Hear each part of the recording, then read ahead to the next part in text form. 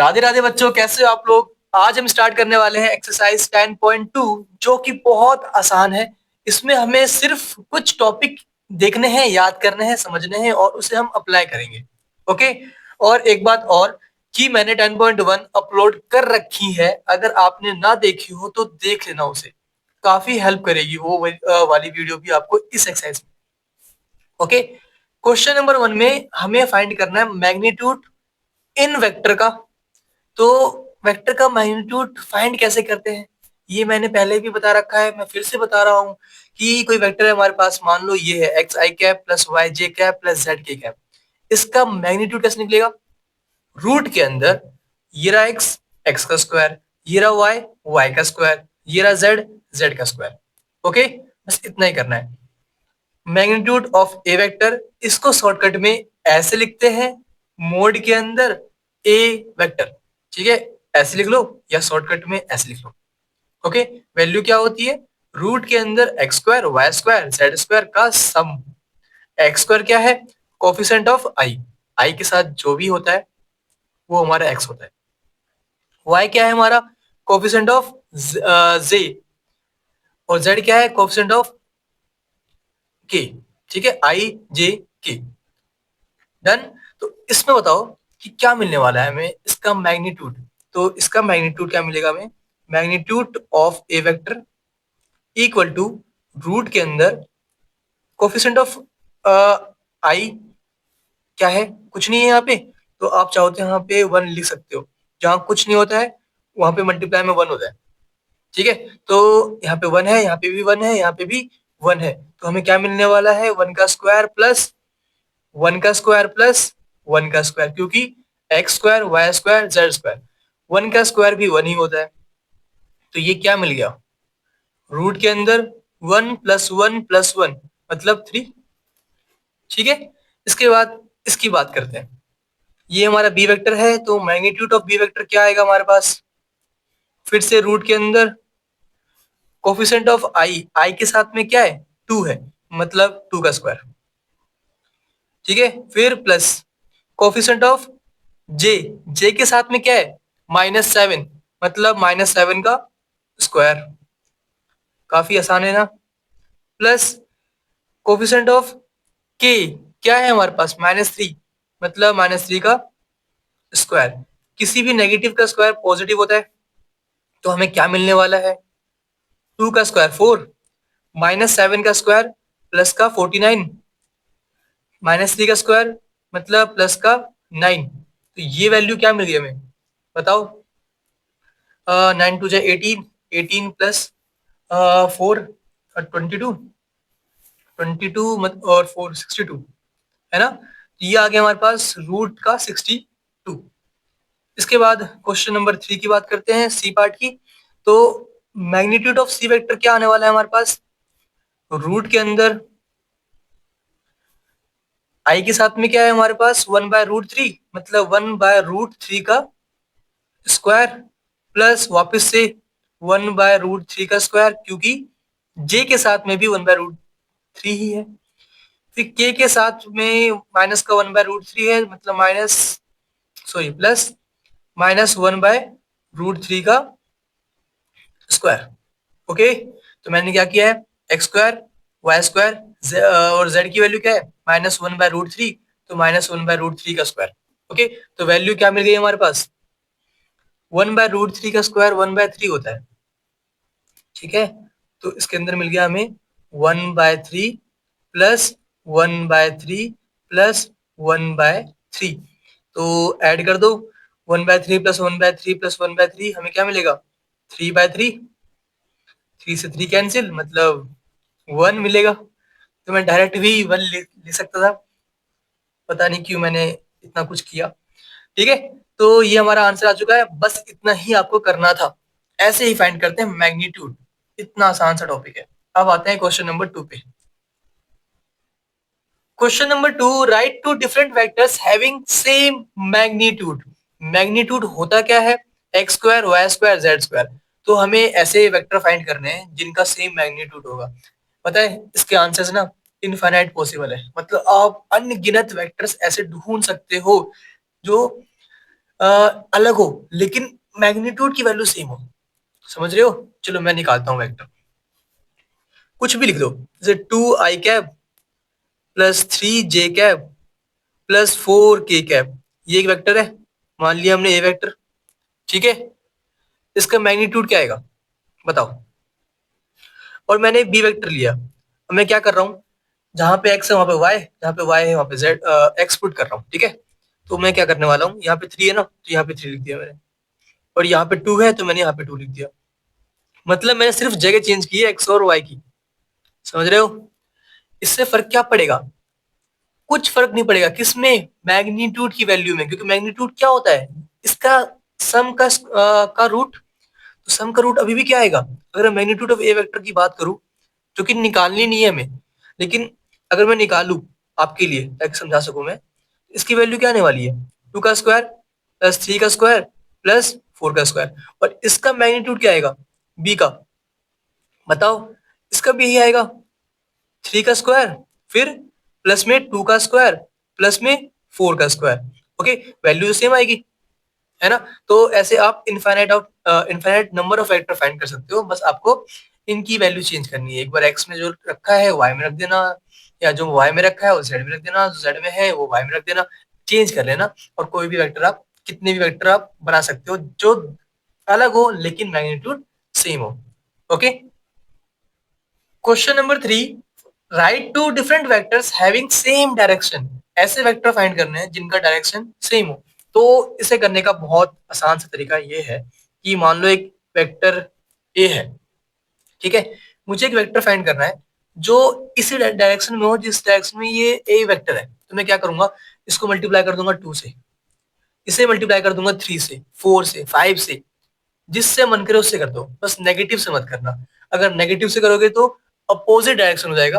Positive किसी number से भी मल्टीप्लाई कर सकते हो आप, किसी से भी, 1/2 से भी कर सकते हो। तो मुझे मिल गया वेक्टर एक। तो ए वेक्टर कुछ मान लो आप, लेट कर लो। A vector is equal to i cap plus 2j cap plus 3k cap, कुछ भी लेट कर लो। और बी वेक्टर क्या होगा, 2 से मल्टीप्लाई कर दो। तो इसे 2 से मल्टीप्लाई करो, तो सबको 2 से करना पड़ेगा। 2i कैप प्लस 2 2 जा 4, 4j कैप प्लस 2 3 जा 6, 6k कैप। तो ये मिल गया हमें दो वेक्टर जो कि क्या है, सेम डायरेक्शन में है लेकिन अलग है। ओके, ऐसे ही आप 3 से मल्टीप्लाई कर सकते हो, 4 से कर सकते हो, 1/2 से कर सकते हो, 3/2 से कर सकते हो, किसी से भी कर लो, लेकिन जिससे भी करोगे वो पॉजिटिव होना चाहिए। ठीक है। Question number 4, find the value of x and y so that the vector this and this are equal. ये दोनों क्या होना चाहिए, इक्वल। तो दो वेक्टर इक्वल कब होते हैं, जब सब कुछ सेम हो। समझ रहे हो? मतलब x की वैल्यू x से सेम हो, y की वैल्यू इसके y से सेम हो। मतलब i का कोफिशिएंट यहाँ पे x है, इस i का कोफिशिएंट 2 है, तो सेम होना चाहिए। j का कोफिशिएंट y है, यहाँ पे j का कोफिशिएंट 3 है, सेम होना चाहिए। तो ऑन कंपेयरिंग बोथ साइड हमें क्या मिलने वाला है, x equal to 2। Okay, and j के साथ क्या है, y, यहाँ पे क्या है 3, मतलब y इक्वल टू 3। बस इतना ही करना था और ये कंप्लीट हो गया। ठीक है। Question number 5, find the scalar and vector components of the vector with initial point 2,1 and terminal point -5,7। तो कैसे फाइंड करेंगे, इससे पहले ये देखो, मान लो दो पॉइंट्स गिवन हो हमें, ठीक है, और हमें वेक्टर फाइंड करना हो उस पॉइंट से। ठीक है, यहाँ पे 3 पॉइंट्स गिवन है, यहाँ पे एक्स वाई जेड तीनों गिवन है। इस केस में हमें सिर्फ एक्स और वाई गिवन है। ओके, तो कोई बात नहीं, यहाँ पे जेड थोड़ी देर के लिए भूल जाओ इस क्वेश्चन के लिए। वैसे प्रॉपर क्या है, ये है। तो हमें करना क्या होगा, अगर मुझे ए बी वेक्टर फाइंड करना है, ए बी वेक्टर, तो मैं क्या करूंगा, मैं बी माइनस ए करूंगा। मतलब क्या है इसका, बी क्या है x2, ए क्या है x1, है ना? तो x2 माइनस x1 आई कैप, फिर यहाँ पे क्या है बी के पास y2, यहाँ पे क्या है ए के पास y1, y2 minus y1 j cap, z2 minus z1 k cap. समझ गए? तो अगर मुझे ए बी वेक्टर निकालना है तो मैं क्या करूंगा, बी माइनस ए करूंगा। ठीक है, x2 माइनस x1 करूंगा, फिर y2 माइनस y1 करूंगा, फिर z2 माइनस z1 करूंगा। बस इतनी सी ही बात है, आपको समझ में आ चुका होगा अच्छे से। तो ऐसे यहाँ पे अगर मुझे ए बी वेक्टर फाइंड करना है तो मैं कैसे करूंगा? ए बी वेक्टर की वैल्यू क्या आएगी बताओ? बी माइनस ए करना है, मतलब -5 -2 -5, फिर बीच में माइनस है ना, ये बीच में क्या है माइनस, तो माइनस, और यहाँ पे क्या है 2, तो यहाँ पे 2 लिख दिया। फिर हमें क्या लिखना है आई कैप, फिर प्लस है तो प्लस 7 है, यहाँ पे 7 माइनस, यहाँ पे 1 है -1, ओके। फिर जे कैप, इस केस में के नहीं आया क्योंकि जेड नहीं है, ठीक है, 2 पॉइंट रखे थे। तो हमने ए बी वेक्टर फाइंड कर लिया है, इसकी वैल्यू क्या आएगी? -5 -2 -7 होता है, -7 आई कैप प्लस 6 जे कैप। ये वैल्यू आ चुकी है हमारे पास ए वेक्टर की। अब क्वेश्चन पे आते हैं। क्वेश्चन में कहा गया था scalar and vector component find करने, कॉम्पोनेंट्स फाइंड करने। तो हमें करना क्या होगा? स्केलर मतलब क्या होगा? Constant values. तो स्केलर की बात करते हैं। स्केलर क्या क्या आने वाला है हमारे पास? बताओ, आई के पास क्या है -7 और जे के पास क्या है 6। तो ये हमारा आंसर है -7, 6। ये दो क्या है? Scalar components. अगर वेक्टर की बात करें तो वेक्टर कंपोनेंट्स क्या होंगे हमारे पास? तो उसके लिए आपको यही बातें लिखनी है, -7, लेकिन वेक्टर की बात हो रही है इसलिए आई कैप भी आएगा, कॉमा 6 जे कैप। ये हमारा आंसर कंप्लीट हो गया। मतलब वेक्टर कंपोनेंट क्या है? -7 आई एंड 6 जे, और स्केलर कंपोनेंट क्या है? -7 एंड 6। ठीक है, बस इतना ही था। ओके। क्वेश्चन नंबर 6, हमें सम फाइंड करना है ए वेक्टर, बी वेक्टर और सी वेक्टर का। ए वेक्टर की वैल्यू ये दे रखी है, बी वेक्टर ये है, सी वेक्टर ये है। काफी आसान सा क्वेश्चन है। आपको सिर्फ आई से आई ऐड करना है, जे से जे और के से के ऐड करना है, इतना ही करना है बस। ठीक है, यहाँ पे आई कैब है, यहाँ पे -2 आई कैब है, यहाँ पे आई कैब है, तो आई प्लस आई 2 आई हो गया, और -2 आई कैब मतलब यहाँ पे क्या आने वाला है? 0 आई कैब, है ना। इसे लिखो या मत लिखो एक ही बात है, लेकिन मैं फिर भी लिख रहा हूं। अब जे की बात करते हैं। यहाँ पे -2 जे कैब है, यहाँ पे प्लस का 4 जे कैब है, और यहाँ पे माइनस का 6 जे कैब है। -2 -6 हमारा -8 होता है, -8 प्लस 4, तो क्या मिलेगा? माइनस का 4, मतलब -4 जे कैब। अब के की बात करते हैं। के +5 के 6 के -7 के, तो माइनस का के कैप। ये हमारा आंसर आ चुका है, यही बस इतना ही करना था। ओके, ठीक है। क्वेश्चन नंबर 7 ये काफी अच्छा है, इंपॉर्टेंट है। हमें फाइंड करना है यूनिट वेक्टर इस वेक्टर का। तो ये मैंने आपको पहले भी 2 वीडियो में दिखा रखा है, तो इसे आपने पहले भी देख रखा है अब, है ना। ए वेक्टर का यूनिट वेक्टर, उसको हम ऐसे डिनोट करते हैं, ए के ऊपर ये साइन है, ठीक है। इसका मतलब क्या है? Unit vector. ओके, इसकी वैल्यू क्या होती है? ए वेक्टर डिवाइड में ए वेक्टर का मैग्नीट्यूड, और मैग्नीट्यूड निकालना हमने अच्छे से सीख रखा है। अगर भूल गए हो तो मैं याद दिला दूं, कब निकाला था हमने मैग्नीट्यूड? यहाँ निकाला था, याद है कुछ? है ना, रूट के अंदर x² + y² + z²। तो इसका मैग्नीट्यूड क्या आएगा? इसका मैग्नीट्यूड आएगा हमारे पास रूट के अंदर, यहाँ पे कुछ नहीं है मतलब 1 है, 1 का स्क्वायर, यहाँ पे भी कुछ नहीं है मतलब 1 है, प्लस 1 का स्क्वायर, यहाँ पे 2 है प्लस 2 का स्क्वायर। तो इसकी वैल्यू क्या आने वाली है? 1 + 1 2 + 4 6, मतलब √6 आएगी। ओके, तो मैंने मैग्नीट्यूड ऑफ ए वेक्टर तो निकाल लिया, जो यहाँ पे यूज होने वाला है। और निकालना क्या था? ए वेक्टर का यूनिट वेक्टर। इसे कैसे लिखते हैं हम? या तो पूरा लिख लो यूनिट वेक्टर ऑफ ए, या लिख लो ऐसा ए कैप, ए के ऊपर ये कैप सा, ठीक है। इसकी वैल्यू क्या होगी? ए वेक्टर, जो कि हमारे पास ये लिखा आई कैप प्लस जे कैप, ये आई है, प्लस 2 के कैप, डिवाइड में मैग्नीट्यूड ऑफ ए वेक्टर जो कि हमने निकाल रखा है √6। तो ये हमारे पास आंसर आ चुका है। आप चाहो तो इसको सेपरेट कर लो, मर्जी है, नहीं भी करोगे तो फर्क नहीं पड़ेगा, हमारा आंसर यही है। तो मैंने सेपरेट कर लिया है। अपॉन में √6 प्लस 2 के कैब अपॉन में √6। ये हमारा आंसर आ गया। बस इतना ही करना था, इसे नोट कर लो। Okay. Question number 8, find the unit vector in the direction of P Q where P and Q are the point this and this. तो हमें यूनिट वेक्टर फाइंड करना है इस पी क्यू वेक्टर का। तो पहले हमें वेक्टर तो निकालना पड़ेगा क्योंकि पॉइंट्स गिवन है, वेक्टर नहीं है गिवन। और क्वेश्चन नंबर 5 में हमने सीखा था कि पॉइंट से वेक्टर कैसे निकालते हैं, याद है कुछ? हमें ए बी पॉइंट अगर गिवन हो और ए बी वेक्टर निकालना हो तो हम करते क्या थे? x2 माइनस x1 आई कैप, y2 माइनस y1 जे कैप, z2 माइनस z1 के कैप। याद आया कुछ? सेम यहाँ पे करेंगे हम। तो अगर मुझे पी क्यू वेक्टर निकालना है, यहाँ पे पी क्यू है इसलिए मैं पी क्यू बोल रहा हूँ, यहाँ पे ए बी था इसलिए मैं ए बी बोल रहा था। पी क्यू के लिए क्या करना होगा हमें? ये माइनस ये, फिर ये माइनस ये, फिर ये माइनस ये। समझ गए? पी क्यू निकालना है तो क्यू माइनस पी करना होता है। तो 4 - 1 क्या आएगा? 3, 3 आई कैप। 5 - 2 मतलब फिर से 3, 3 जे कैप। 6 - 3 3 आता है तो +3 के कैप। पहले आई लगाना है, फिर जे, फिर के। तो हमने एक वेक्टर फाइंड कर लिया है जिसका नाम क्या है? P Q vector. लेकिन फाइंड क्या करना था? हमें फाइंड करना है यूनिट वेक्टर, मतलब इसका यूनिट वेक्टर फाइंड करना है। और यूनिट वेक्टर फाइंड करना हमने सीख रखा है पिछले ही क्वेश्चन में। कुछ याद आया?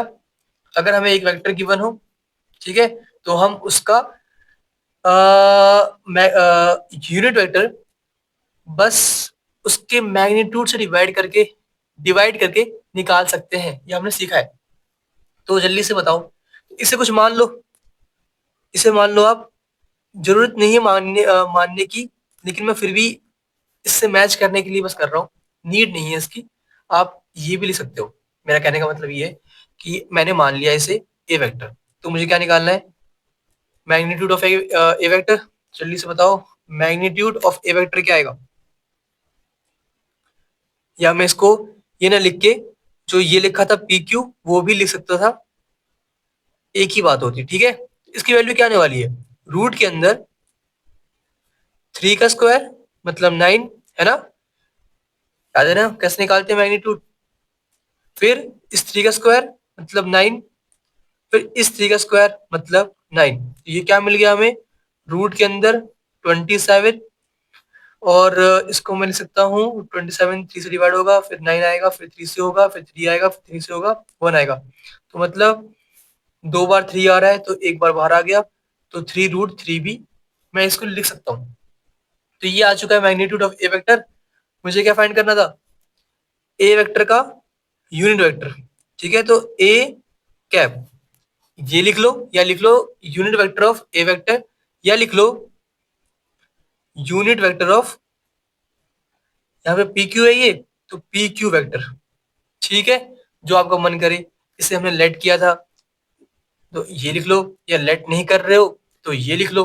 ठीक है, कोई डाउट नहीं होना चाहिए। तो इसकी वैल्यू क्या आएगी बताओ? फॉर्मूला कहता है ए वेक्टर अपॉन में मैग्नीट्यूड ऑफ ए वेक्टर। तो ए वेक्टर क्या है हमारे पास? ये। तो ये लिख लो 3 आई कैप प्लस 3 जे कैप प्लस 3 के कैप, टोटल डिवाइड में 3√3।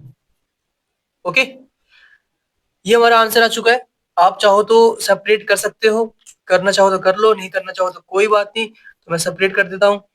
तो 3 अपॉन में ये आएगा 3√3, 3 से 3 कैंसिल मतलब आई अपॉन में √3।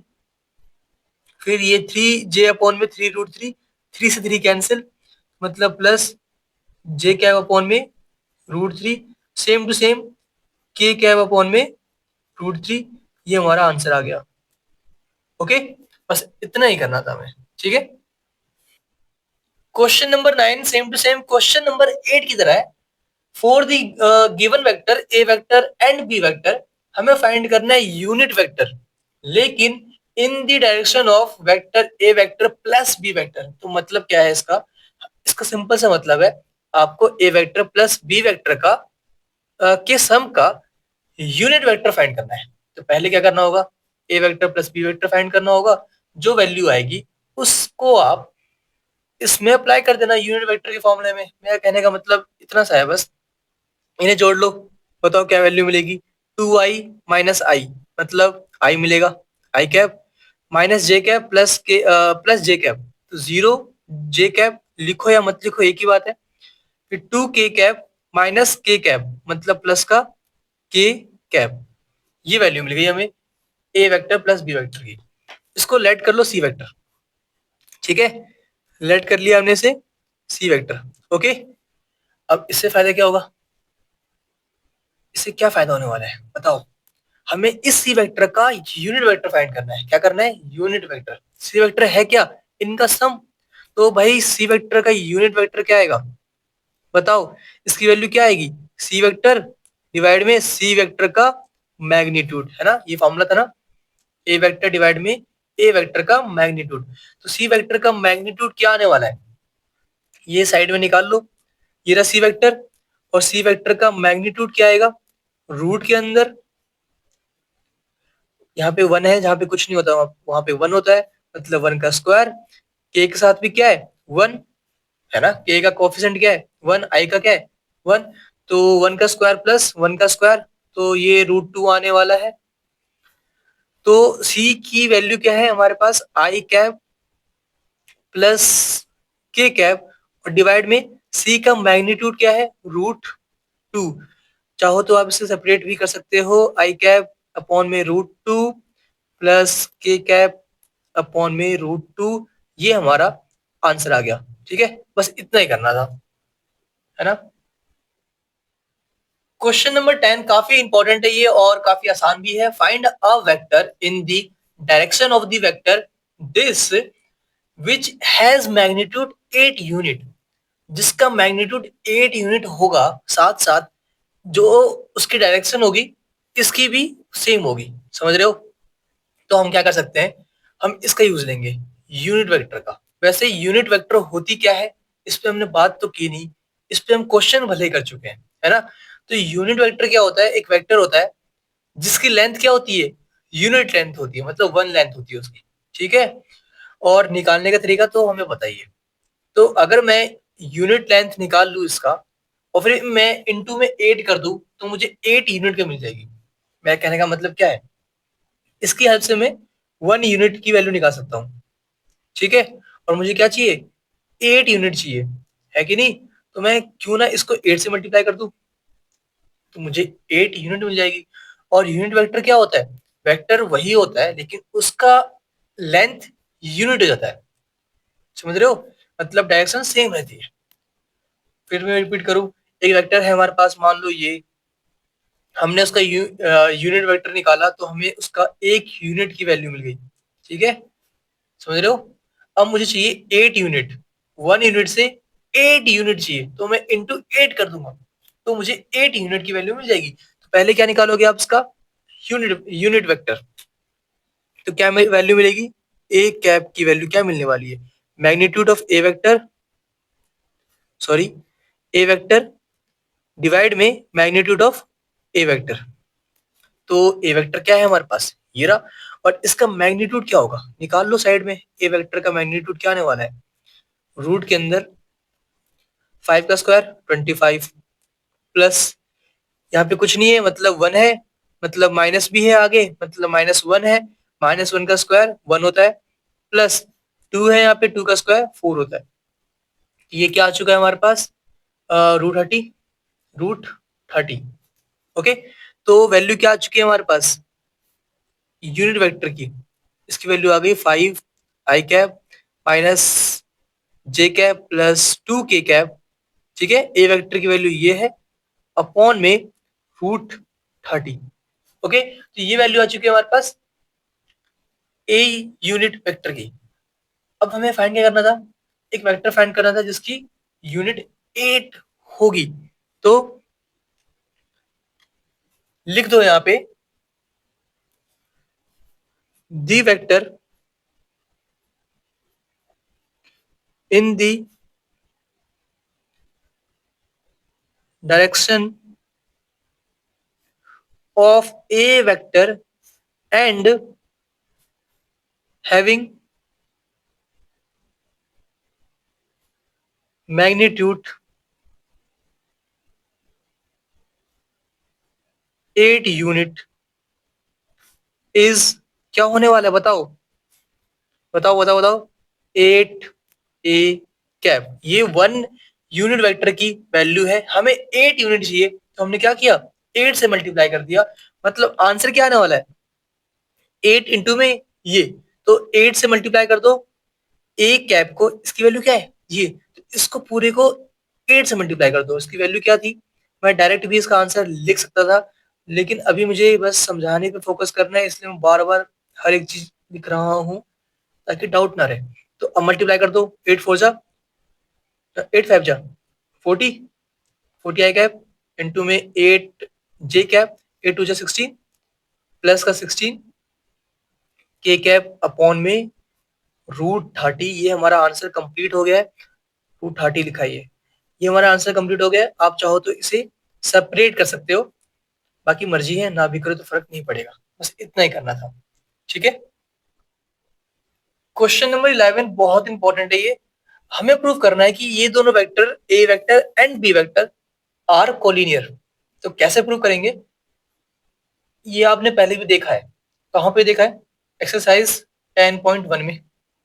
ओके, जिन्होंने ना देखा हो वो देखे ध्यान से। दो वेक्टर कोलिनियर कब होते हैं, पहली बात ये तब होंगे जब दोनों के दोनों क्या हो, नॉन जीरो हो, और दोनों के दोनों किसी एक लाइन के पैरेलल हो, दोनों के दोनों किसी एक लाइन के पैरेलल हो, पैरेलल हो मतलब समझ गए, ये यहाँ पे यूज नहीं होने वाला है। ठीक है, इसके बाद ये वेक्टर, ये वाला पॉइंट देखो, जिनको ये बात समझ में ना आई हो मैं फिर रिपीट कर देता हूँ। मान लो एक वेक्टर ये है, ठीक है, एक वेक्टर ये है, ये दोनों पैरेलल है एक लाइन के, तो हम बोल देंगे कि ये दोनों क्या है, कोलिनियर है। समझ गए, अब समझ गए। इसके बाद सेकंड पॉइंट कहता है दो वेक्टर कोलिनियर तभी होंगे जब उनका रेशियो सेम होगा, मतलब x1 upon x2, y1 upon y2, z1 upon z2, है ना, x1 अपॉन x2 देखो ये रहा, y1 अपॉन y2 ये रहा, z1 अपॉन z2 ये रहा, तो ये कोलिनियर होंगे, तो यहाँ पे ये अप्लाई कर दो। या एक तरीका और है, A vector equal to lambda B vector, lambda क्या है, कोई भी नंबर हो सकता है, ठीक है, इस केस में वो नंबर क्या है देखेंगे अभी हम। तो इन दोनों में से कोई से भी अप्लाई कर दो और आपका आंसर आ जाएगा। ठीक है, तो यहाँ पे हम इससे करें पहले, फर्स्ट सेकंड तरीके से।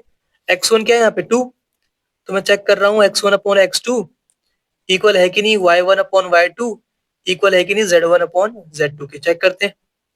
तो यहाँ पे 2 है, 2 अपॉन में -4 क्या आएगा बताओ, 2 अपॉन में -4 इक्वल टू -3 अपॉन में 6 इक्वल टू 4 अपॉन में -8। ठीक है, अब इनकी वैल्यूज निकालो, 2 से 4 कैंसिल, क्या मिलेगा 1/2 माइनस का, ठीक है, माइनस भी है यहाँ पे। 3 से 6 कैंसिल, क्या मिलेगा -1/2। 4 से 8 कैंसिल, क्या मिलेगा -1/2। सेम आ रहा है, तो ये क्या होंगे, कोलिनियर होंगे। या आप इससे कैसे करते, इस तरीके से, मतलब इस वाले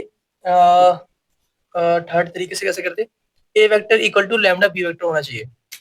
तो आप नोट कर पा रहे होगे इस केस में ए वेक्टर इक्वल टू, देखो अगर मैं बी वेक्टर को -2 से मल्टीप्लाई करूं, ठीक है, समझ रहे हो, मैंने पूरे को क्या किया है, या मैं ऐसे बोल लूं, अगर मैं ए वेक्टर को -2 से मल्टीप्लाई करूं, इसको मैं अगर -2 से मल्टीप्लाई करूं तो मुझे ये वाला वेक्टर मिल जाएगा।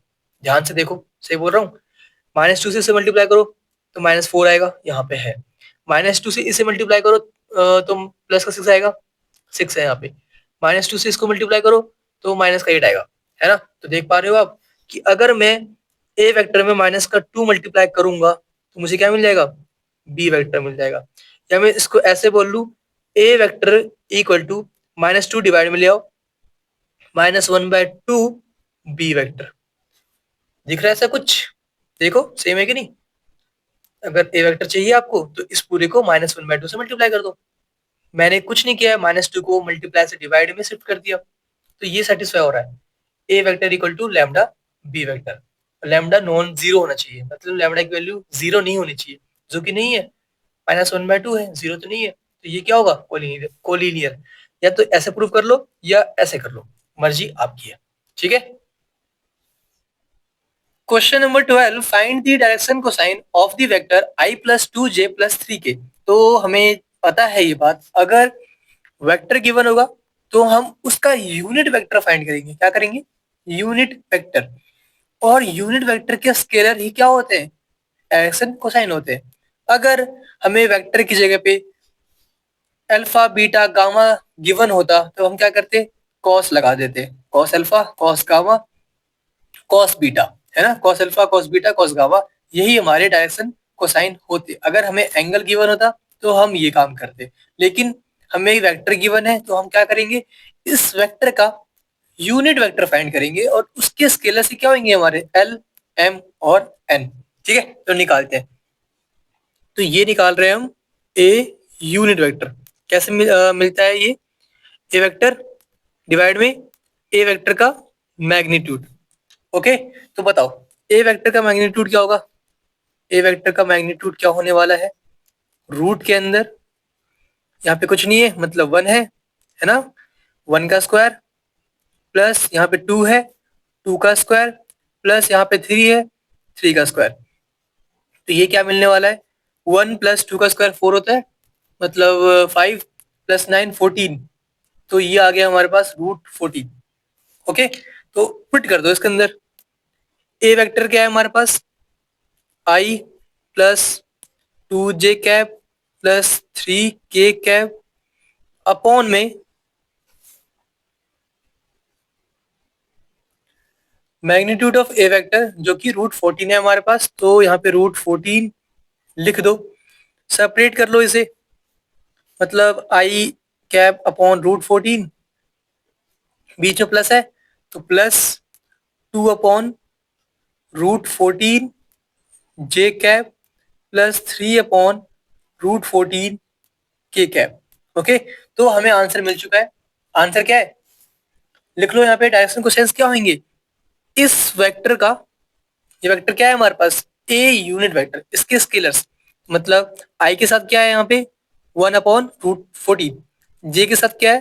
2 अपॉन रूट 14 और के साथ क्या है? 3 अपॉन रूट 14। तो this implies direction cosines of A vector equal to क्या क्या होने वाले हैं? 1 upon root 14, 2 upon root 14 and 3 upon root 14। ये हमारे आंसर्स आ चुके हैं। बस इतना ही करना था, बस आपको यूनिट वेक्टर फाइंड करना था और उसके स्केलर्स लिखने थे। यही हमारा आंसर है। Okay, question number 13 same to same question number 12 की तरह है। हमें इसमें भी डायरेक्शन कोसाइन ही फाइंड करना है, लेकिन कोई वेक्टर गिवन नहीं है। हमें क्या गिवन है? देखो, find the direction cosine of the vector joining the point ए, जो कि ये है हमारा, एंड बी, जो कि ये है हमारा। फिर लिखा हुआ है direction from A to B. तो डायरेक्शन क्या है? ए से बी है। तो हम पहले क्या निकालेंगे? देखो, पॉइंट गिवन है तो वेक्टर निकल जाएगा। कैसे निकलेगा? ए बी वेक्टर कैसे निकालते हैं? मैंने सिखा रखा है। पॉइंट अगर गिवन होगा तो वेक्टर कैसे निकलता है? ए बी चाहिए तो हमें बी माइनस ए करना होगा, मतलब x2 माइनस x1 आई, y2 माइनस y1 जे, z2 माइनस z1 के। आगे याद कर दो। फिर यहाँ पे क्या है? -1, तो -1 मतलब -2 हो गया, -2 आई कैप, -2 फिर -2 मतलब माइनस का 4 जे कैप, 1 माइनस -3, 1 माइनस -3 क्या आएगा? +4 आएगा, है कि नहीं? तो प्लस का 4 के कैप। जिनको डाउट हो मैं रिपीट कर दूं, 1 माइनस, यहाँ पे क्या है? -3, तो माइनस इंटू माइनस प्लस होता है, तो 4 आ गया। तो ये आ गया हमारे पास। तो ये हमने ए बी वेक्टर फाइंड किया है। वेक्टर तो आ गया, अब क्या फाइंड करना है? डायरेक्शन कोसाइन फाइंड करने हैं। कैसे करते हैं? इस वेक्टर का यूनिट वेक्टर निकाल लो, उसके स्केलर्स ही क्या होते हैं? Direction cosines. पिछले क्वेश्चन में भी हमने इसके ऊपर बात की थी, तो कर दो जल्दी से। इसका बताओ, इस वेक्टर का यूनिट वेक्टर क्या आएगा? ए बी वेक्टर का क्या निकालना है हमें? यूनिट वेक्टर निकालना है, यूनिट वेक्टर, ठीक है, ऑफ ए बी वेक्टर। क्या आने वाला है? ए बी वेक्टर का मैग्नीट्यूड, गलत कर रहा हूँ? बिल्कुल गलत कर रहा हूँ, ये नीचे आता है। ए बी वेक्टर डिवाइड में ए बी वेक्टर का मैग्नीट्यूड, अब सही है। ठीक है, ए बी वेक्टर डिवाइड में ए बी वेक्टर का मैग्नीट्यूड। तो ए बी वेक्टर का मैग्नीट्यूड क्या आने वाला है? मैं यहाँ साइड में निकाल रहा हूँ। ए बी वेक्टर का मैग्नीट्यूड क्या आएगा बताओ? रूट के अंदर आई का कोफिशिएंट क्या है हमारे पास? आई के साथ में क्या है? -2, -2 का स्क्वायर 4 आएगा, प्लस -4 का स्क्वायर 16 आएगा, प्लस 4 का स्क्वायर भी 16 आएगा। तो 16 प्लस 4 20, 20 प्लस 16 36, है कि नहीं? मतलब रूट के अंदर 36 जो कि 6 का स्क्वायर होता है, मतलब हमें 6 मिल गया। तो हमें वेक्टर क्या मिलने वाला है? हमें वेक्टर मिलने वाला है ए बी वेक्टर, जिसकी वैल्यू ये है हमारे पास -2i कैप, ठीक है, माइनस प्लस माइनस होता है -4j cap -4k cap upon में रूट 36, मतलब 6 है ना, तो मैं 6 लिख रहा हूँ, अपॉन में 6। तो ये हमारा आंसर आ चुका है। बस सेपरेट कर लो इसको, मतलब ये अपॉन में ये लिख दो, फिर ये अपॉन में ये लिख दो, और फिर ये अपॉन में ये लिख दो, और हमारा आंसर कंप्लीट हो जाएगा। ठीक है, सेपरेट कर लो। मतलब क्या आने वाला है? -2i अपॉन में 6, ठीक है, फिर -4j अपॉन में 6, और -4 माइनस है प्लस है यहाँ पे, +4k अपॉन में 6। तो ये कट गया, -1/3 i कैप आ गया, फिर ये भी कट गया, कैंसिल हो रहा है, 2/3 आएगा यहाँ पे, मतलब माइनस का 2/3 j कैप, और ये भी कैंसिल हो रहा है 2 से, मतलब 2/3 यहाँ पे भी k कैप आएगा। तो बताओ कोफिशिएंट ऑफ आई जे के क्या है हमारे पास? Direction cosines of A B vector, ठीक है, इज क्या होगा बताओ? आई के साथ में क्या है? -1/3, मतलब -1/3, कॉमा जे के साथ में क्या है? -2/3, -2/3, और के का कोफिशिएंट क्या है? मतलब साथ में क्या है? -2/3, -2/3। ये हमारा आंसर कंप्लीट हो गया। बस इतना ही करना था। पॉइंट से हमने वेक्टर निकाला, और वेक्टर का यूनिट वेक्टर निकाला। यूनिट वेक्टर की हेल्प से हमने उसके स्केलर्स निकाल लिए, वही हमारे डायरेक्शन कोसाइंस होते हैं। ओके, क्वेश्चन नंबर 14 काफी इंपॉर्टेंट है ये। So that the vector I plus J plus K is equally inclined to the axis OX, OY and OZ। मतलब ये है कि जो ये वेक्टर है ये सेम एंगल बना रहा है एक्स वाई जेड तीनों एक्सिस के साथ।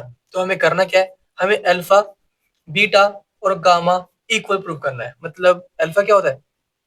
एंगल होता है जो एक्स के साथ बनता है, इक्वल टू बीटा करना है हमें, इक्वल टू गामा, तीनों इक्वल होने चाहिए। मतलब एक्स एक्सिस के साथ जो एंगल बन रहा है वही वाई एक्सिस के साथ बनना चाहिए, वही जेड एक्सिस के साथ बनना चाहिए। किसका? वेक्टर का। तो हमें कॉस अल्फा, मतलब alpha beta gamma equal prove करना है। कैसे करेंगे इक्वल प्रूव? अब हमें इक्वल प्रूव करने के लिए हमने अब तक ये सीखा है कि हम cos alpha, cos beta, cos gamma निकाल सकते हैं। अगर हमें एंगल पता हो तो हम ये निकाल सकते हैं, ठीक है। लेकिन हमें एंगल गिवन नहीं है, तो हम क्या करेंगे? हम इसकी हेल्प से ये निकालेंगे। क्या? यूनिट वेक्टर, मतलब scalar component of A vector हम निकालेंगे, जिससे हमें क्या मिलेगा? एल एम एन मिलेगा, है ना, एल एम एन। और एल क्या होता है हमारा? कॉस अल्फा, है ना, याद आया। एम क्या होता है हमारा? Cos beta. एन क्या होता है हमारा? Cos gamma. तो हमने क्या किया? वेक्टर से, देखो मैं कर रहा हूं पहले, ठीक है। पहले मैं क्या निकालूंगा? Unit vector. इससे फायदा क्या होगा मुझे? इसकी वैल्यू क्या होती है? ए वेक्टर डिवाइड में मैग्नीट्यूड ऑफ ए वेक्टर। तो इसकी वैल्यू आई है हमारे पास, आई प्लस जे प्लस के, ठीक है, और डिवाइड में मैग्नीट्यूड ऑफ ए वेक्टर। इसकी वैल्यू क्या आने वाली है बताओ? मैग्नीट्यूड ए वेक्टर का क्या आएगा? मैं निकाल दूं। मैग्नीट्यूड ऑफ ए वेक्टर हमारे पास क्या आएगा? रूट के अंदर यहाँ पे 1 है कोफिशिएंट, यहाँ पे भी 1 है, यहाँ पे भी क्या है? 1। तो 1 का स्क्वायर प्लस 1 का स्क्वायर प्लस 1 का स्क्वायर, मतलब √3 आ गया हमारे पास, है ना। तो मैं डिवाइड में √3 लिख दूंगा। इसके बाद सेपरेट कर लो इन्हें, तो आई अपॉन में √3 प्लस जे अपॉन में √3 प्लस के अपॉन में √3। ठीक है, तो ये वैल्यू आ गई। तो बताओ, हम जानते हैं ना कि डायरेक्शन कोसाइंस क्या होते हैं? जो आई के साथ है मतलब 1/√3, जो जे के साथ है 1/√3, और जो के साथ है 1/√3। तो हमें क्या वैल्यू मिली? एल की वैल्यू क्या मिली? तो यहाँ से हमने एल निकाल लिया, जो कि आया हमारे पास 1/√3। एम आ गया हमारे पास 1/√3, और एन आ गया हमारे पास 1/√3। ये क्या होते हैं? डायरेक्शन कोसाइंस, और उनको हम एल एम एन से डिनोट करते हैं। और एल एम एन की वैल्यू क्या होती है? एल हमारा कॉस अल्फा के बराबर होता है, एम हमारा कॉस बीटा के बराबर होता है, एन हमारा कॉस गामा के बराबर होता है। हमने ये बात पहले भी कर रखी है। तो मैं अगर एल की जगह पे कॉस अल्फा लिख दूं तो क्या कुछ फर्क पड़ेगा? नहीं पड़ेगा, है ना। Cos alpha is equal to 1/√3।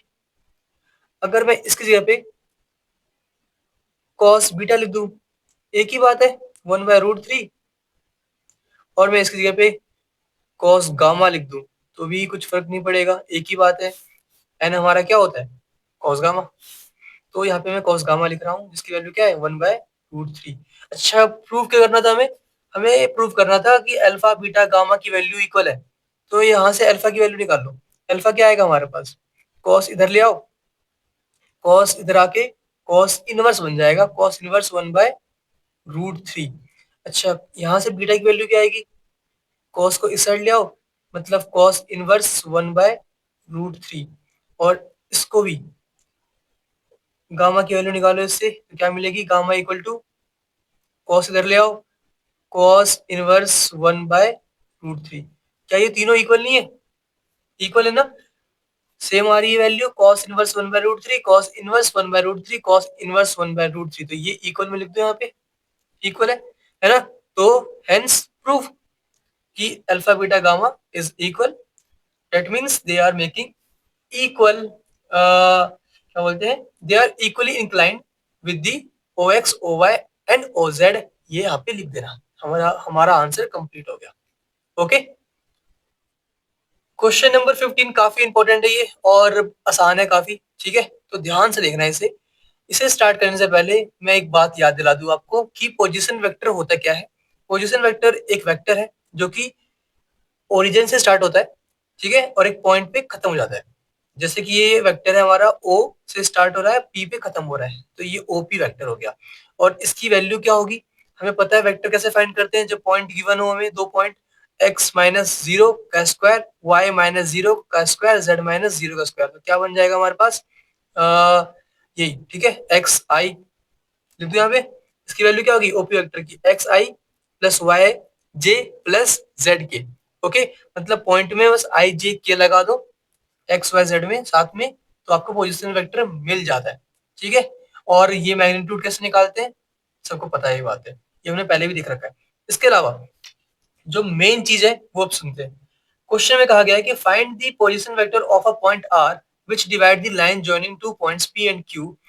तो ये पी एंड क्यू लाइन है, उसको डिवाइड कर रहा है एक point R. Okay, whose position vectors are I plus two J minus K, मतलब जो पी है उसका पोजीशन वेक्टर है ना, मतलब समझ रहे हो।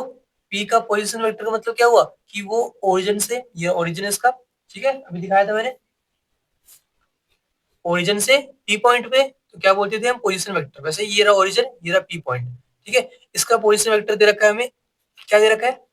आई प्लस टू जे माइनस के। ओके, क्वेश्चन में गिवन है, मतलब ये ए वेक्टर की वैल्यू ये है, एंड बी वेक्टर की वैल्यू दे रखी है माइनस आई प्लस जे प्लस के, लिखा हुआ है whose position vectors are i plus 2j minus k and minus i plus j plus k respectively. ठीक है, इतनी बात कहती है। और फिर कहा गया है इन रेशियो टू रेशियो 1, मतलब जो ये आर है ना वो डिवाइड कर रहा है पी क्यू को। ठीक है, पी की पोजीशन वेक्टर हमें दे रखा है, क्यू का भी दे रखा है, और एक रेशियो में डिवाइड कर रहा है जो कि 2:1 है, मतलब m की वैल्यू 2 है, n की वैल्यू 1 है। और हमें क्या निकालना है? हमें ये r वेक्टर फाइंड करना है। इसके लिए फॉर्मूला है हमारे पास, ठीक है, r vector equal to m b vector plus n a vector upon m plus n। अच्छा, बस वैल्यू पुट करो, आंसर आएगा। m क्या है? m क्या है बताओ? ये m है हमारे पास, जिसकी वैल्यू क्या है? 2, क्योंकि 2:1 में डिवाइड कर रहा है। n क्या है? 1। तो जहां पे भी m है वहां पे 2 पुट करो, जहां पे भी n है वहां पे 1 पुट करो। b वेक्टर क्या है? जो ये वाला है ना, मतलब ये वाला। और ए वेक्टर क्या है? जो कि ये वाला है। कुछ बच्चे ऐसे भी याद करते हैं, m into B, n into A, cross multiply जैसा, ये इंटू ये इंटू ये, डिवाइड में ये प्लस ये। ओके, तो ये याद करना काफी आसान है। आपको बस सिर्फ वैल्यू पुट करनी है। m की वैल्यू क्या है? 2, मतलब 2 इंटू में b, b क्या है हमारे पास? ये माइनस आई कैप प्लस जे कैप प्लस के कैप। ठीक है, तो m की वैल्यू होगी m इंटू में b वेक्टर, जो कि हमने कर दिया, फिर प्लस n। ठीक है, n क्या है हमारे पास? 1। ये हमारा m है और ये हमारा n है। n क्या है? 1। तो 1 इंटू में क्या करना है? 1 इंटू में a, a क्या है हमारे पास? i plus 2j minus k। Okay, तो अपॉन में क्या आएगा नीचे? m प्लस n, मतलब 2 प्लस 1 3। अब इसे सॉल्व कर लो इसे अब। तो सॉल्व करने के बाद क्या वैल्यू मिलने वाली है? 2 इंटू माइनस आई, मतलब -2i, और प्लस का i आएगा ना, तो -2 प्लस 1, मतलब माइनस का 1 आएगा, मतलब माइनस का i आने वाला है। 2 इंटू जे, 2j, प्लस का यहाँ पे भी 2j है तो 0 हो गया। फिर 2 इंटू के, 2k, और यहाँ पे माइनस का k है तो प्लस का k आ गया। ठीक है, अपॉन में 3। तो ये हमारे पास वैल्यू आ चुकी है। ठीक है, जो कि कुछ गलत है। 2 + j 2j, और 2 + 2j यहाँ पे भी है, तो दोनों प्लस में थे ना, तो 4j आएगा यहाँ पे। ठीक है, तो बीच में 4j भी लिख देना, प्लस का 4j भी था बीच में, वो कटेगा नहीं, बच जाएगा। ठीक है, तो 4j भी है, मैं वापस लिख रहा हूँ इसको। तो हमें आंसर क्या मिला? माइनस का आई अपॉन में माइनस का आई प्लस 4j प्लस के अपॉन में 3, ये हमारा आंसर आ चुका है। ठीक है, पहले आंसर हमारा कंप्लीट हो गया। इसके बाद सेकंड आंसर पे आते हैं। एक्सटर्नली की बात हो रही है, तो वापस से ये फॉर्मूला यूज करना है। इसमें क्या होगा देखो, एक्सटर्नली में ये यहां से यहां तक m होगा। ठीक है, और यहां से लेकर यहां तक हमारा n होने वाला है। अब ये चल क्या रहा है? यहाँ पे a वेक्टर है, b वेक्टर है, एक r वेक्टर आया जो कि डिवाइड कर रहा है a और b वेक्टर को बाहर से। ठीक है, एक्सटर्नली कर रहा है, मतलब अंदर से नहीं कट कर रहा है, जैसे यहाँ पे हो रहा था a वेक्टर b वेक्टर, बीच में r वेक्टर था, नहीं, यहाँ पे बाहर है r वेक्टर। ठीक है, तो अब यहां से लेकर आर वेक्टर तक, यहां तक इसे हम m बोलने वाले हैं, और b वेक्टर से लेकर r वेक्टर तक इसे हम n बोलने वाले हैं, n। ठीक है, और यहाँ पे वापस से हमें m और n की वैल्यू 2 एंड 1 दे रखी है, 2:1, मतलब m 2 है, n हमारा 1 है। a वेक्टर की वैल्यू हमें पता है ये है, b वेक्टर की वैल्यू पता है हमें, जो कि ये है। ठीक है, और r वेक्टर हमें निकालना है। फॉर्मूला सिंपल सा है, इसमें प्लस प्लस था, इसमें माइनस माइनस है, तो सिंपल बस इसमें वैल्यूज पुट कर दो। m की वैल्यू क्या है? 2, n की वैल्यू क्या है? 1। ठीक है, m n। b की वैल्यू क्या है? ये रही। a की वैल्यू क्या है? ये रही। पुट करो, आपको आंसर मिल जाएगा। बस इतना ही करना है इसके अंदर। जल्दी से पुट कर दो और बताओ आंसर आ रहा है कि नहीं आ रहा। मैं भी कर रहा हूँ। तो मुझे r वेक्टर की वैल्यू क्या मिलने वाली है? यहाँ पे r वेक्टर लिखना मैं भूल गया, यहाँ पे r वेक्टर लिख लो। r वेक्टर इक्वल टू, ठीक है, तो r वेक्टर की वैल्यू क्या मिलने वाली है? m into B vector. m क्या है मेरा? 2 है, तो 2 इंटू में सेम ये लिखना है मुझे, 2 इंटू में माइनस का आई कैप प्लस का जे कैप प्लस का के कैप, फिर माइनस लिखना है क्योंकि माइनस है फॉर्मूले में। n इंटू में ए वेक्टर, n की वैल्यू क्या है? 1 है, तो 1 इंटू में आई कैप प्लस 2 जे कैप माइनस के कैप, और डिवाइड में क्या आएगा? देखो फॉर्मूला देखो वापस से, m माइनस n, मतलब 2 माइनस 1, मतलब 1 आने वाला है। तो 1 लिखो या मत लिखो, एक ही बात होगी। चलो ठीक है, अब यहाँ से r वेक्टर की वैल्यू क्या मिल गई? 2 इंटू में माइनस आई, मतलब -2i, 2 इंटू जे प्लस का 2j, 2 इंटू के प्लस का 2k।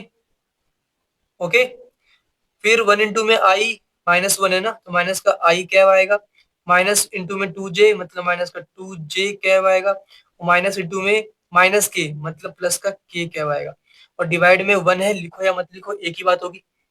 तो हमारा आंसर आ चुका है, ये इससे कैंसिल हो गया, 2j से 2j कैंसिल हो गया, -2i माइनस आई क्या होने वाला है हमारे पास, माइनस का 3i, फिर +2k प्लस के मतलब प्लस का 3k कैब। ओके, तो ये हमारा आंसर आ चुका है। तो ये किसकी वैल्यू है, आर वेक्टर की।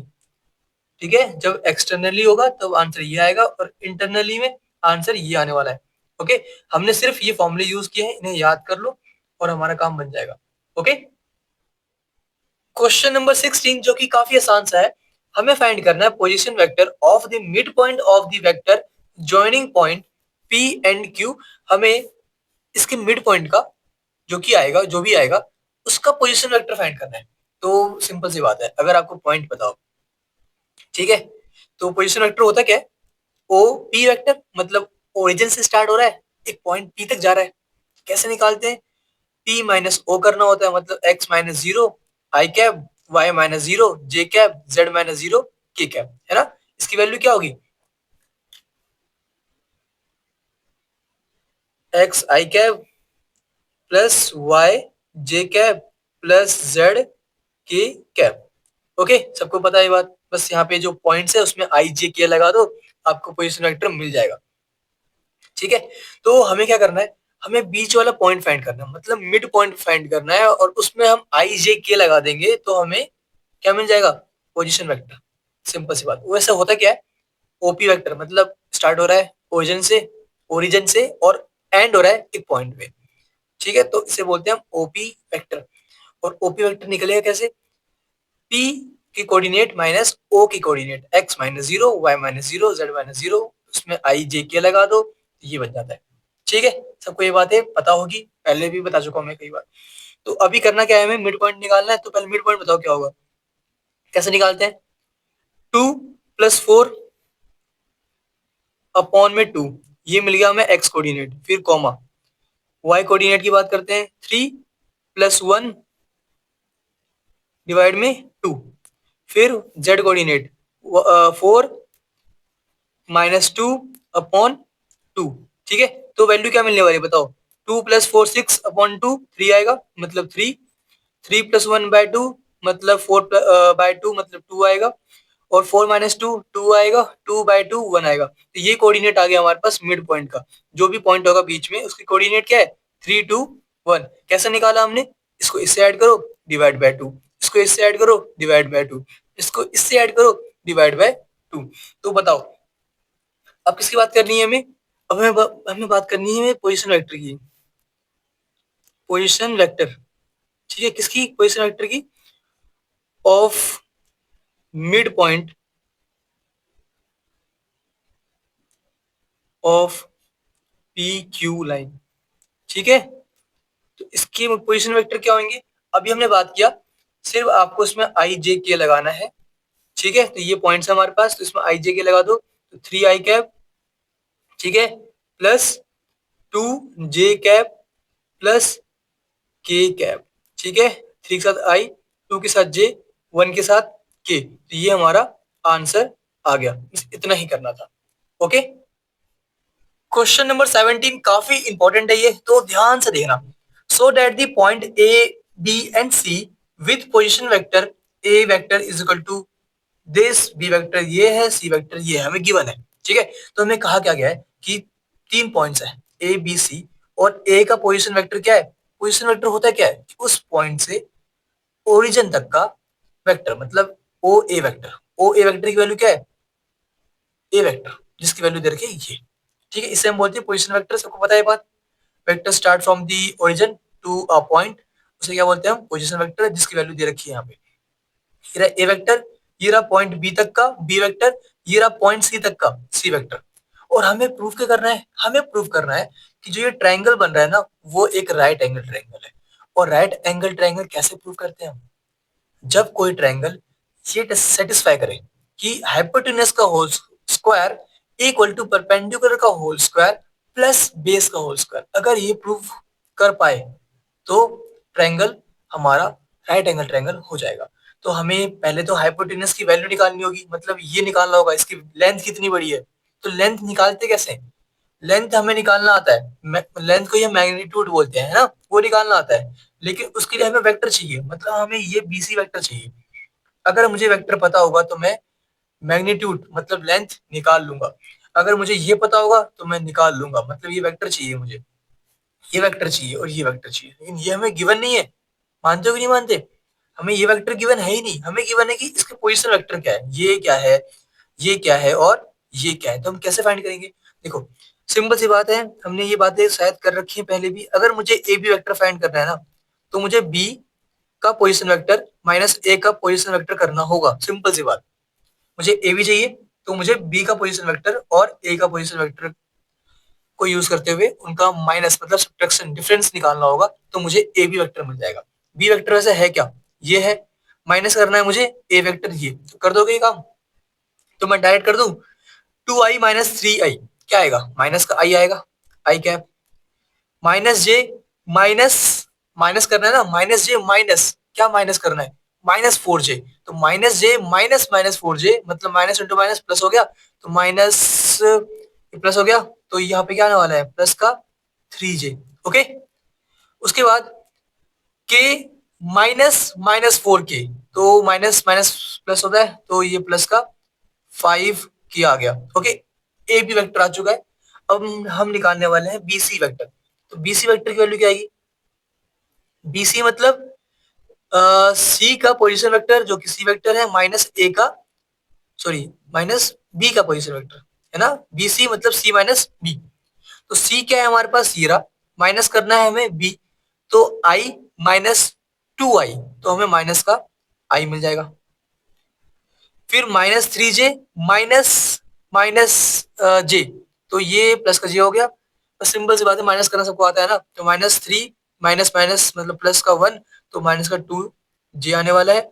-5 माइनस -5 के माइनस के मतलब माइनस का 6k।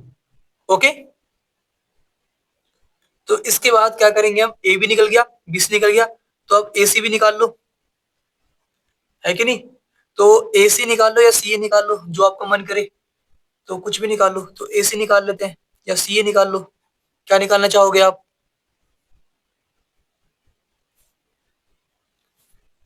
सी ए निकाल लेते हैं, दोनों एक ही बात है। ए भी निकाल, ए सी निकालो या सी ए निकालो, बात एक ही है, क्योंकि हमें मैग्नीट्यूड की बात करनी है एट द एंड।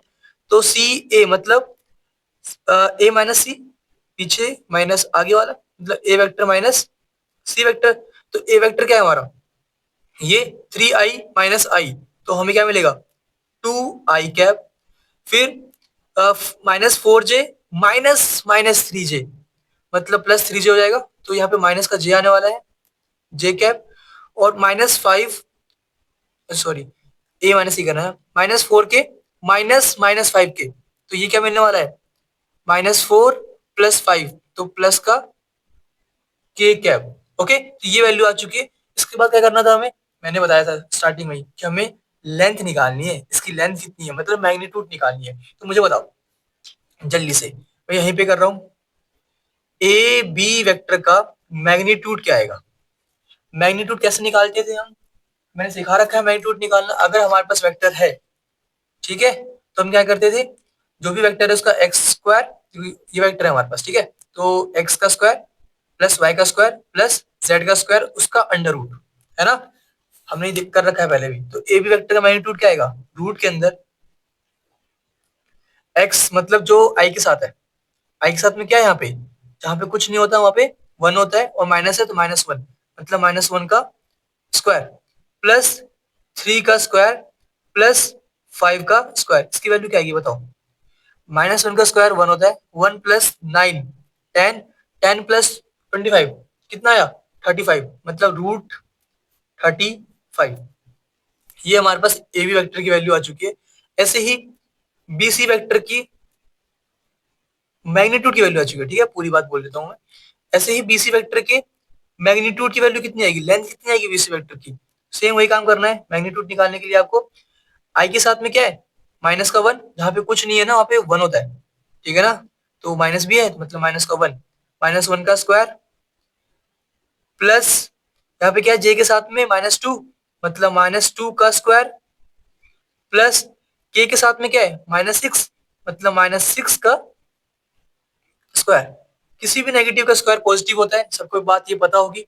तो -1 का स्क्वायर 1 होगा, 1 + 4 क्या आने वाला है 5, 5 + 6 का स्क्वायर कितना होता है 36, 36 + 5 41। ओके, यही होता है ना, हाँ यही होता है मेरे ख्याल से। तो यहाँ पे क्या आ गया √41। ओके, अब इसकी बात करते हैं, सी ए वेक्टर का मैग्नीट्यूड क्या आएगा बताओ, इस वेक्टर का मैग्नीट्यूड क्या आएगा इसका, जल्दी से सोचो, लिखो। 2 का स्क्वायर डायरेक्ट कर दूं 4 प्लस -1 का स्क्वायर 1 प्लस 1 का स्क्वायर 1, तो ये क्या आ गया हमारे पास 4 + 1 + 1 √6, √6। अब आप देखो क्या यहाँ पे किसी का स्क्वायर किसी दो के स्क्वायर के सम के बराबर आ रहा है, तो आंसर है आ रहा है। ध्यान से देखो बताओ, अगर मैं इसको देखूं बीसी वेक्टर को, अगर सबसे बड़ी वैल्यू क्या है, सबसे बड़ी वैल्यू तो ये है ना √41, और हमें पता है सबसे बड़ी वैल्यू ही हमारी हाइपोटेनस होती है। तो हम क्या करने वाले हैं, क्योंकि हाइपोटेनस सबसे बड़ी लेंथ होती है एक ट्रायंगल की, तो मैं क्या करने वाला हूँ, क्या मैं चेक करने वाला हूँ क्या बीसी वेक्टर का मैग्नीट्यूड का स्क्वायर इक्वल आ रहा है बाकी दो के मैग्नीट्यूड के स्क्वायर के, मतलब ए बी वेक्टर बाकी दो कौन से ए बी वेक्टर का मैग्नीट्यूड का स्क्वायर प्लस अगला कौन सा है सी ए वेक्टर का मैग्नीट्यूड का स्क्वायर, सी ए वेक्टर का मैग्नीट्यूड का स्क्वायर क्या इक्वल आ रहा है, चेक करते हैं। इसकी वैल्यू कितनी है 235, √41, √41, तो √41 का स्क्वायर क्या इक्वल आ रहा है ए बी वेक्टर का मैग्नीट्यूड का स्क्वायर, मतलब ए बी वेक्टर क्या था हमारा, ये रहा, इसका मैग्नीट्यूड क्या था, ये मतलब ये था 235, √35 का स्क्वायर प्लस इसकी वैल्यू क्या है √6, √6 के स्क्वायर के इक्वल आ रहा है, तो आंसर है हाँ आ रहा है 41। यहाँ पे आ रहा है रूट से स्क्वायर कैंसिल 41 आएगा, यहाँ पे 35 आएगा, है ना, रूट से स्क्वायर कैंसिल प्लस रूट से स्क्वायर कैंसिल 6 आएगा। ठीक है, तो आप देख पा रहे होगे दोनों साइड क्या आ रहा है 41 = 41, है कि नहीं। तो आप लिख दो देयरफॉर इक्वल आ रहा है ना, मतलब ये सेटिस्फाई हो रहा है, और ये होने के बाद क्या लिखोगे आप, therefore triangle ABC, triangle ABC is a right angle triangle. ठीक है, right angle triangle with right angle at, किस पे राइट एंगल बनेगा बताओ, किस पे बनेगा, सबसे बड़ी वैल्यू क्या है हाइपोटेन्यूस कौन सी है, ये वाली है ना बीसी, सामने कौन सा होगा ए, तो राइट एंगल एट ए। ठीक है, हाइपोटेन्यूस के सामने वाला हमारा राइट एंगल होता है। तो हमारा आंसर कंप्लीट हो चुका है, काफी आसान क्वेश्चन था, और हाँ इसको ध्यान से देख लो भाई, इतना हार्ड नहीं है, सिंपल सा है, बस आपको ये चीजें ध्यान रखनी है। ओके, क्वेश्चन नंबर 18 काफी आसान सा है। हमें एक ट्रायंगल गिवन है, in triangle ABC which of the following is not true, हमसे कहा गया है। ठीक है, तो इस ट्रायंगल को ध्यान से देखो, ए बी फिर बी सी, ए बी ऐसे जा रहा है फिर बी सी ऐसे जा रहा है, और ए सी ऐसे पहुंच गया, मतलब इस पॉइंट पे कैसे पहुंचा गया है, अगर आप ऐसे जाओगे मतलब डायरेक्ट पहुंच जाओगे यहाँ पे, और ऐसे जाओगे तो ऐसे पहुंचोगे इस पॉइंट पे। मतलब इसका कहने का ये है कि अगर A B vector plus B C vector का करोगे तो कहाँ पहुंचोगे, ए सी वेक्टर के पास ही पहुंचोगे। मतलब आप ऐसे गए और ऐसे गए और डायरेक्ट ऐसे पहुंच गए, तो बराबरी कवर किया ना आपने, मतलब वेक्टर के टर्म में बराबर किया, है कि नहीं। वैसे डिस्टेंस के टर्म में कहें तो नहीं, डिस्टेंस से ज्यादा कवर आपने ऐसे किया है, लेकिन यहाँ पे किस बात हो रही है वेक्टर की। वेक्टर क्या होता है, मैग्नीट्यूड प्लस डायरेक्शन, है कि नहीं। तो यहाँ पे अगर पहुंचना है तो आप ए बी वेक्टर हमारा प्लस बी सी वेक्टर हमारा इक्वल होगा ए सी वेक्टर के, सिंपल सी बात। ठीक है, और एक चीज और, ये अलग चीज है, कुछ बच्चे जो आगे चल के ये पढ़ेंगे कि ए बी वेक्टर का magnitude plus B C vector का मैग्नीट्यूड हमेशा ग्रेटर देन होता है एसी वेक्टर के मैग्नीट्यूड के, ये कभी आप पढ़ोगे इन दी फ्यूचर। ठीक है, तो यहाँ पे मैग्नीट्यूड की बात होगी, मतलब लेंथ की बात होगी, इसकी लेंथ प्लस इसकी लेंथ बड़ी होगी इसकी लेंथ से, ऑब्वियस सी बात है। ट्रायंगल का दो साइड की लेंथ तीसरे से बड़ी होती है। ओके, तो यहाँ पे इसकी बात नहीं हो रही, बात हो रही है वेक्टर की। तो वेक्टर में इतना होता है कि इस वेक्टर का सम इसके साथ इक्वल होगा इसके साथ, क्योंकि यहाँ से यहाँ गए फिर यहाँ से यहाँ गए, पहुंचे एट दी एंड सी पे ही, ऐसे जाओगे तभी सी पे पहुंचोगे। ठीक है, मैंने आसान तरीके से समझाने की कोशिश करी है। तो ये है हमारे पास एट दी एंड। अब इनमें से कौन सा नहीं है ये सोचना है। देखो इस साइड जीरो है तो हमें इसको इधर शिफ्ट करना होगा ताकि इधर भी जीरो बन जाए। A B vector plus B C vector minus A C vector is equal to zero. ठीक है, एक डाउट हो सकता है आपके पास कि सर यहाँ पे आपने वेक्टर वेक्टर का साइन लिखा है, इनमें नहीं लिखा हुआ है। इन्होंने लिखा नहीं है, लेकिन लिखना चाहिए था कायदे से। कोई बात नहीं, नहीं लिखा तो नहीं लिखा, लेकिन मान लो कि यहाँ पे वेक्टर लिखा हुआ है। ठीक है, ओके।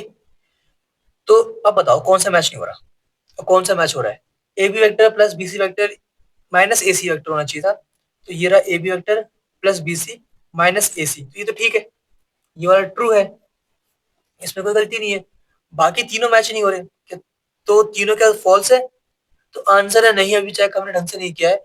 एक बात बता दूं मैं, अगर ए बी वेक्टर है, ठीक है, मतलब ए से स्टार्ट हो रहा है बी पे खत्म हो रहा है, डायरेक्शन ये है, और अगर आप इसकी डायरेक्शन चेंज कर दोगे, ठीक है, ये क्या है हमारे पास ए बी वेक्टर, अगर आपने इसकी डायरेक्शन चेंज कर दी, ऐसे कर दिया, तो क्या बन जाएगा?